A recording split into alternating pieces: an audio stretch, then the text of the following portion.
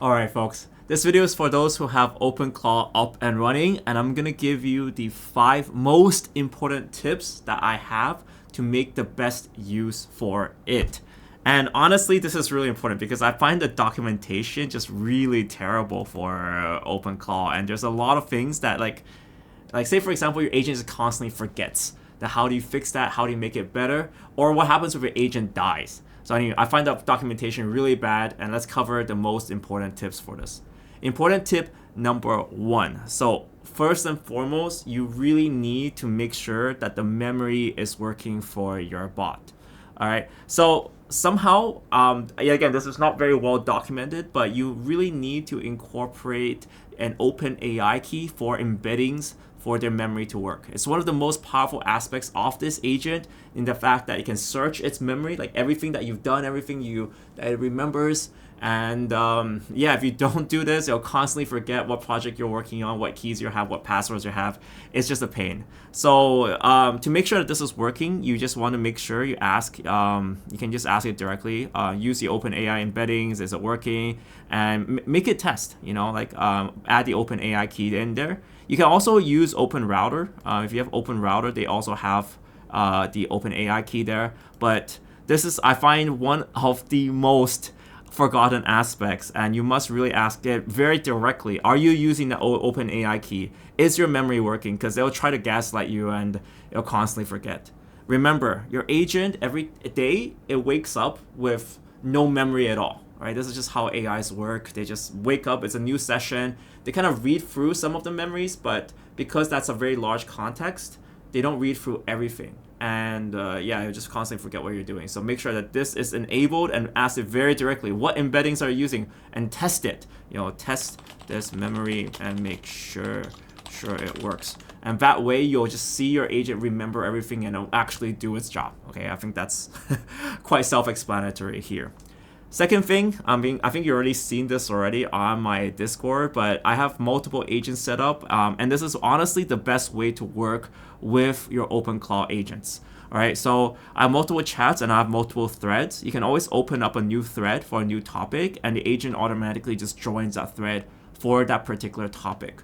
Why that's useful is because you can separate out your tasks. Say, for example, I made my agent just build a dashboard for me for what it's doing. And yet again, this is just a little tip for you guys, but if you want your agent to build and be effective, you can always build a dashboard for yourself and you can see what's happening on it. So make sure that you have individual tasks for your agent. That way you can track different tasks and it's going to be much more relevant and much more tidy. And on that being said as well, I asked my agent to build a dashboard. That's your next step. And it just one-shots this dashboard for me, right? So I just made this dashboard. You can see exactly what it's doing and what it has and what it doesn't have. So I don't know. I think that's actually quite a cool too. So you really know what's going on and you can actually track your things. And I think that's really useful. I think that's what an agent should do. So if you want it to make a dashboard for you, I would say that's a bonus tip for you guys. Just make the dashboard. It makes your life a lot easier and you can improve upon it after talking to it on Discord. I know a lot of people have been asking me about the Discord setup. I'll do a full tutorial. It's a little bit more involved. It takes a few more minutes, but honestly, it's much easier to talk to your agent on Discord than on Telegram. The next thing I would say that's quite critical is what happens when your agent dies. This happened to me quite a few times when I was setting up my agent. I was like, yeah, how do I set up on Discord? How do I do this? And here's what I do. Oh, restart yourself. So, you're good. And then no reply. Hey, sup. No reply. And a lot of times it's because the settings file gets modified by your agent and your agent blows it up. Okay? And it can't restart itself. It's like dead. So I found a neat trick, and this is a little bit advanced, but I think it's a neat trick. So what happens is that your agent runs in a directory called .openclaw. So if you just go into your server, and this can apply to anything if you're a Mac OS or whatnot, but you can always go to the folder cd.openclaw, and then what you can do is you can start Claude there, or you can just download a file even. That also works. But if you start up Claude inside that folder, you can tell Claude, hey, study this folder. This is for OpenClaw. I have an error. It doesn't boot up. help me connect to Discord and fix the errors. I find this actually works a lot better than just purely going through the menu settings and going through the help settings. It's yeah, you're using the intelligence of Claw to fix your OpenClaw, right? Like it's much smarter and it understands your code base and can ask it for instructions on what to do, right? Yet again, yeah, not too much there, but I think that's a minor, very, very minor tweak that you can use to resuscitate your OpenClaw. Next up is heartbeats. So yet again, you can even ask Claude what's happening with heartbeats. But the way any of these agents work is that it has this heartbeat where it kind of like every 30 minutes, that's the default setting, it sends a message or it sends it really tells the AI that it's alive and it's just like monitoring everything. This is really great if you're doing a lot of stuff that's time sensitive. Say for example, if you're, you know, if you told your agent about your schedule and you want to make sure that you have the reminders and it's more proactive.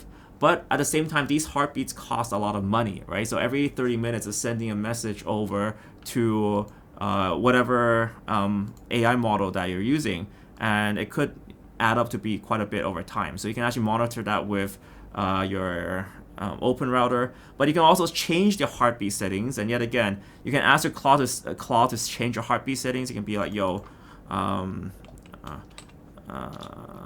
want to change your heartbeat to every 1 hour. So you can do that very quickly and then change it. And if it doesn't work, yet again, if it blows itself up, just use a previous tip, use Claw to fix it, or use any other tool to fix it. But I mean, you know, it's helpful to know exactly the inner workings of your bot and to modify these settings. The last tip I have that for you guys is your bot will constantly forget passwords. This is just part of their default behavior. They typically don't want to store any sensitive information. So what usually happens is that you have a .environmental .env file. So you should have a .environmental file there. So you can also always tell your bot, hey, make sure you store our passwords or API keys or secrets into the .env file. This would make it store in a .environmental file as opposed to putting it into notes. What I found is that my bot constantly will look through notes and delete any password that it has because it feels like this is insecure, and in many ways it is insecure. You should never store that there.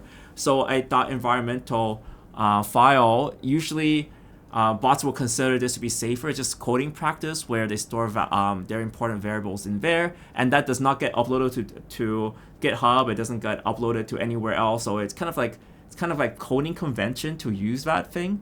So yeah, so we just tell it, hey, use a .env file, and it'll remember its passwords. So I found that this would make my bot a lot more functional. And honestly, the biggest change, honestly, was the memory.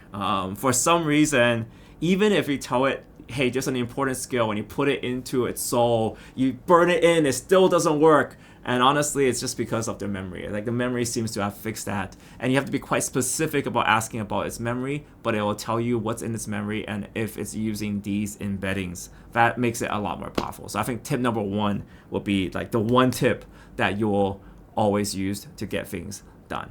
But with that, guys, thank you guys so much for watching this very quick video on the top 5 tips for your OpenClaw. Make sure you stay tuned to this channel. We're adding a lot more content. I also like see some suggestions because yeah, this is a new channel. I'm stealth launching this channel, and it's getting a lot of good results. I think the first video was blowing up. I totally did not expect it to have more than 1,000 views on the first week, but that's happening. So if you guys have any content suggestions and anything you're stuck on and any direction you want to go, like, I am your servant. All right, suggest that, and I'm gonna fire away, make more videos for you. So thank you guys for watching for this video. See you guys in the next one.